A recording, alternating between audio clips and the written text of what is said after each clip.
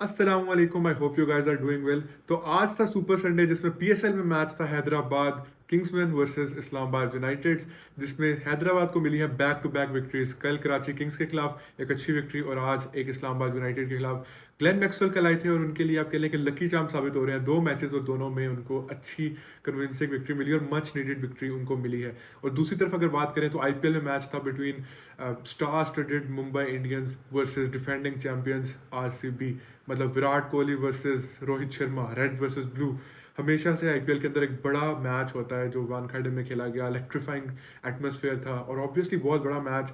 आप कह लें कि आरसीबी की जितनी फैन फॉलोइंग है, मुंबई इंडियंस की जितनी, बॉलीवुड पूरा मुंबई इंडियंस के पीछे होता है, तो एक बहुत बड़ा मजे का मैच हमें देखने को मिला है। तो सबसे पहले अगर हम बात करें हैदराबाद पीएसएल के अंदर, हैदराबाद किंग्समैन ने अपना दूसरा मैच लगातार बैक टू बैक ऑब्वियसली जीत लिया है। इस्लामाबाद यूनाइटेड के खिलाफ उनका ये मैच था जिसके अंदर टॉस जीत के हैदराबाद किंग्समैन ने पहले बॉलिंग की। और अगर हम हैदराबाद किंग्समैन की बात करें तो मार्नस लबुशेन शायद उनके जो कैप्टन है उनको ओपनिंग थोड़ी सी रास आ गई है। आप कह लें पिछले मैच में उन्होंने क्विक 26 आई थिंक 10 बॉल्स पे किया था और आज उन्होंने एक थोड़ी लंबी इनिंग खेली। स्टार्ट में उन्हें अच्छा स्टार्ट मिल गया था, लेकिन आप कह लें कि उन्होंने इनिंग को कैरी किया और obviously that resulted in the chase Islamabad United team. अगर हम मैच को ब्रेक डाउन करें तो मतलब क्रिस ग्रीन जो आज शादाब खान थोड़े से वो कह रहे थे कि अनफिट है, मतलब थोड़ी सी शायद उनको कोई बीमारी थी, कुछ था, मसला था।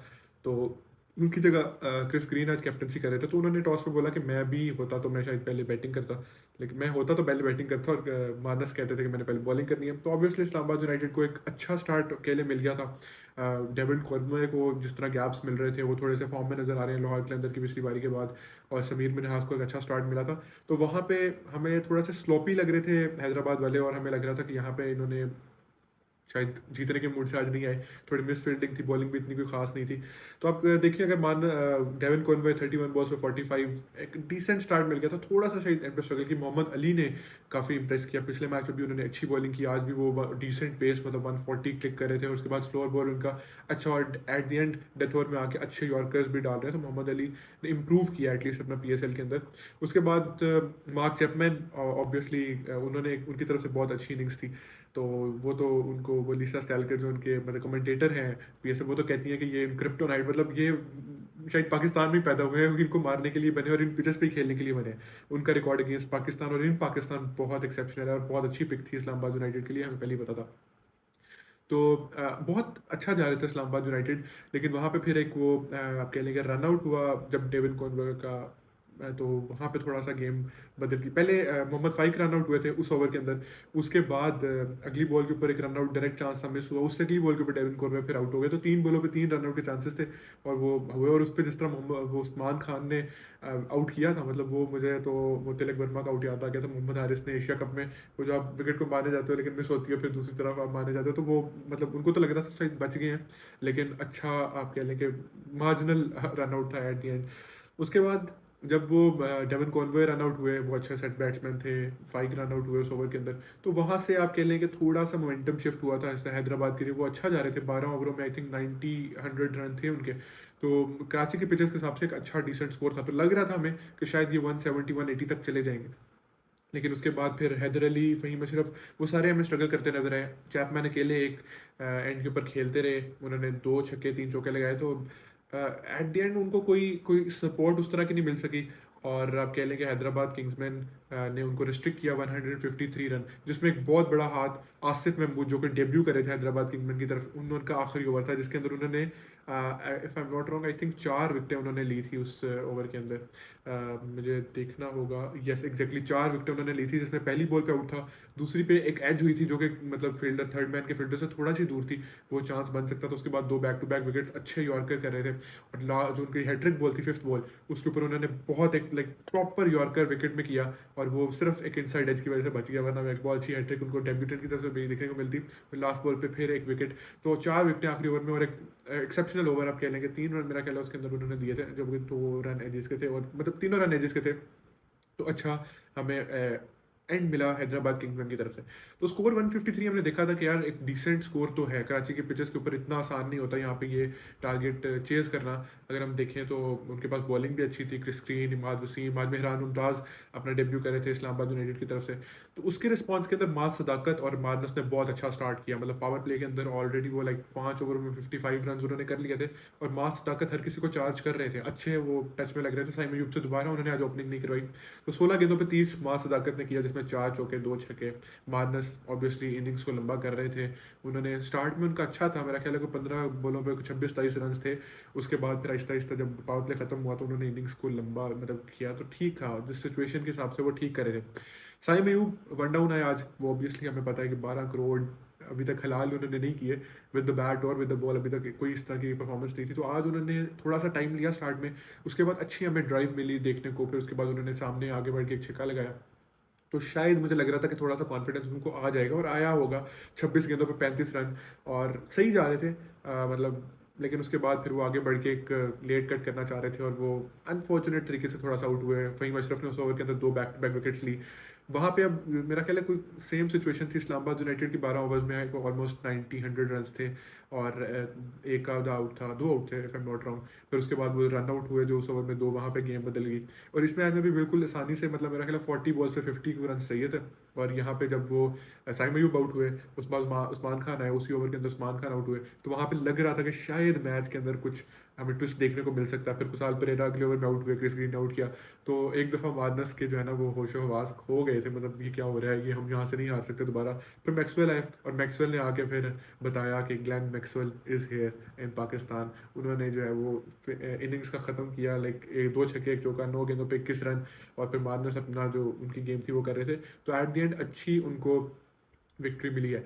अब इस मैच के अंदर एक चीज़ जो मैंने मतलब बात करनी थी, that was Usman Khan wicket keeping, जो कि वर्ल्ड कप में हमें बहुत अच्छी विकेट कीपिंग, ऑब्वियसली वो प्रॉपर विकेट कीपर तो नहीं है तो मेकशिफ्ट विकेट कीपर बैट्समैन थे, और उस तरह की उनका पास एक्सपीरियंस नहीं है विकेट कीपिंग का। लेकिन वर्ल्ड कप में काफ़ी इंप्रेस किया था उन्होंने विकेट कीपिंग में। लेकिन अगर हम PSL में बात करें तो सो फॉर काफ़ी उनकी मठी विकेट कीपिंग गई है। उन्होंने काफ़ी मतलब अगर कैचेस नहीं भी हैं तो वो बॉल फंबल करते हैं, कुछ एक आधे स्टंप भी हमने पिछले मैच में देखा, तो पिछले नहीं, एक 2-3 मैचेस पहले if I am not wrong उनका एक स्टंप भी मिस हुआ था।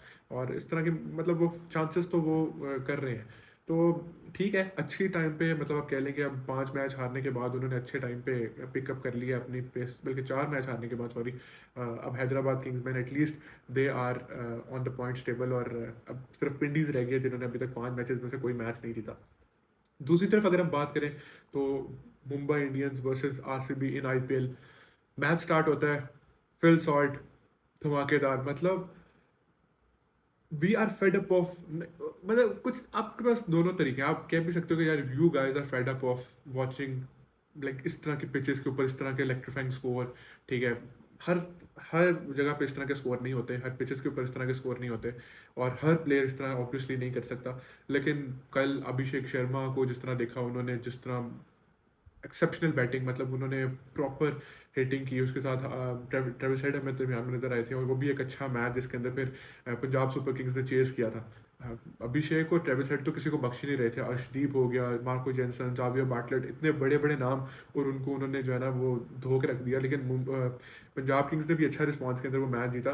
तो आज भी हमें वंखारे में हमें पता है हाई स्कोरिंग मैचेस होते हैं, छोटी बाउंड्रीज हैं, और जिस तरह का एटमोसफेयर था यहाँ पे हमें एक अच्छा स्कोर देखने को मिलना था। और जिस तरह फिल सॉल्ट ने स्टार्ट किया था, ट्रेंट बोल्ट को पहले ओवर में उनको मारा है, उसके बाद मिचेल सैंडर के पहले ओवर में 22 रन आ गए, हार्दिक पांड्या को कुट लगी। तो वहाँ पे मतलब आप कह लें कि फिल सॉल्ट ने पावर प्ले के अंदर बहुत एक्सेप्शनल स्टार्ट किया, और विराट कोहली ने भी उनके साथ पावर प्ले में अच्छा यूटिलाइज किया था लाइक स्टार्ट में। और फिल सॉल्ट हमें 36 बॉल पे 78 रन, 6 छक्के 6 चौके।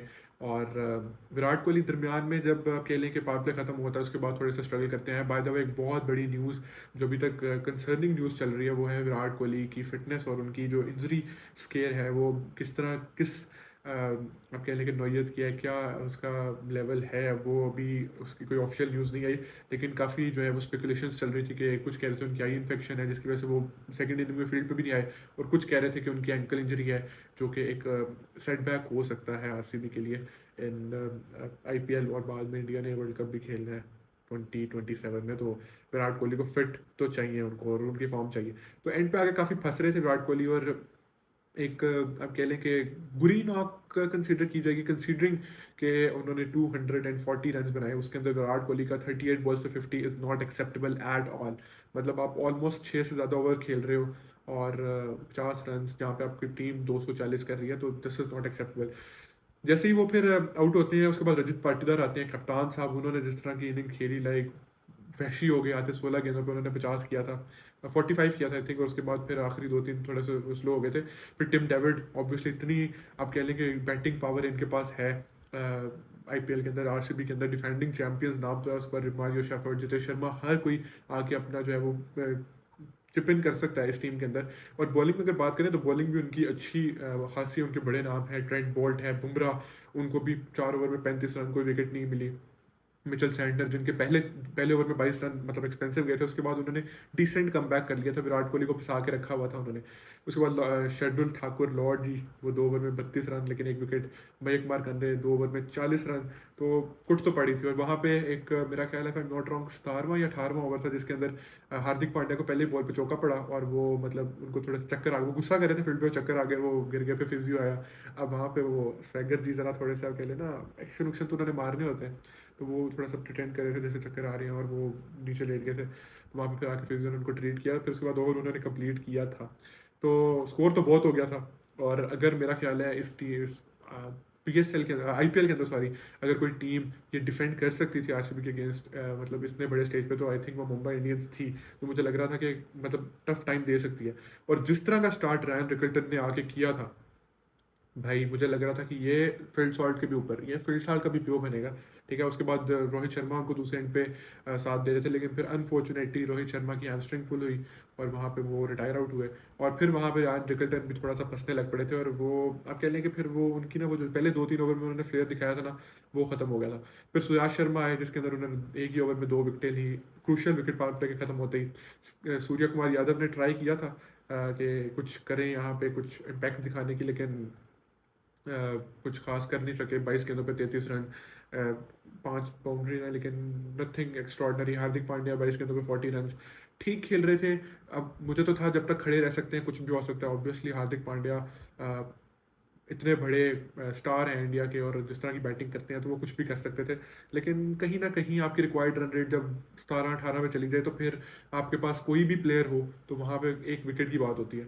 तो उसके बाद उनके साथ इवन दो के रदरफर्ड खेले थे, जो इम्पैक्ट प्लेयर आए थे, और वो भी अच्छा उनको स्टार्ट मिल गया था। लेकिन जब हार्दिक पांड्या आउट हुए, तो उसके बाद फिर रमनदीप और रदरफर्ड थे, लेकिन रदरफर्ड ने पूरा अपने ऊपर लेके एंड पे अच्छी खासी उन्होंने सुथरी हिटिंग की है, लेकिन तब तक हाथ से जो है ना वो निकल गया हुआ था मैच उनके। तो आप कह लेंगे 25 की रिक्वायर्ड थी, और लेकिन हर ओवर में फिर भी एक एक दो दो छक्के वो आराम से लगा रहे थे। तो अच्छी बैटिंग रदरफर्ड ने एटलीस्ट आके पावर हिटिंग करके दिखा दी कि मैं आगे वक्त आने पे कर सकता हूँ। लेकिन इस मैच में अनफॉर्चुनेटली मतलब ज़्यादा दूर नहीं रहे, 18 रन, एक आधा ओवर का फ़र्क है आप कह लें, कि जिसमें अगर वो शुरू में जो पावर प्ले के बाद जिसमें रोहित शर्मा रिटायर आउट हुए, रैन रिकल्टन जब फंस रहे थे थोड़ा सा, और वो तिलक वर्मा जब आके आउट हुए, और स्काई थोड़ा सा जब स्ट्रगल करते रहे थे मिडिल पीरियड के अंदर, तो वहाँ के ऊपर आप कह लें कि थोड़ा सा मसला बना था, जिसमें कुणाल पांड्या और सुयाश शर्मा ने अच्छी बॉलिंग की थी। तो उसके अलावा nothing else, I think that was it. अच्छी विक्ट्री मिली है आरसीबी को। इसके अंदर एक मतलब कॉन्फिडेंस उनको ज़रूर आया होगा, और अभी तक उनका अच्छा आईपीएल जा रहा है सो फार। और दूसरी तरफ अगर बात करें पीएसएल में, तो वो भी हैदराबाद किंग्स ने ये विक्ट्री लेके आप कह लें कि मज़ा तो बना दिया है पीएसएल का। अब थोड़ा सा पॉइंट टेबल के अंदर इंटरेस्ट बन जाएगा कि अब क्या हालात बनते हैं। अगर मैं पॉइंट्स टेबल की बात करूँ पीएसएल के अंदर, तो इस वक्त पिशावर जलमी ऑब्वियसली अनबीटन। कल लाहौर कलंदर्स के अगेंस्ट एक बड़ा अच्छा मैच, अनफॉर्चुनेटली मैं वीडियो नहीं बना सका, मैं काफ़ी बिजी हो गया था, मैं घर नहीं था। उसके बाद फिर मुल्तान सुल्तान 5 में से 4 मैच जीता है। और अब जो स्केयर है मतलब एंड पे जो 4 टीम है, वो कोयटा, हैदराबाद, लाहौर और रावलपिंडीज। तो लाहौर को कम बैक करना पड़ेगा, और कोयटा ग्लैडिएटर्स के भी जिस तरह के प्लेयर्स हैं उनको कम बैक करना पड़ेगा। आने वाले मैचेस इंटरेस्टिंग हो गए। अब कल मैच है Peshawar versus Multan, if I am not wrong. तो कल इंशाल्लाह मैच के बाद आपसे बात होती है। पिशावर ज़ल्मी और Multan, 2 top 2 teams of this PSL. हमें एक अच्छा मैच होपफुली देखने को मिलेगा, और इस पर बात करेंगे। तब तक टेक केयर, अल्लाह हाफ़िज़।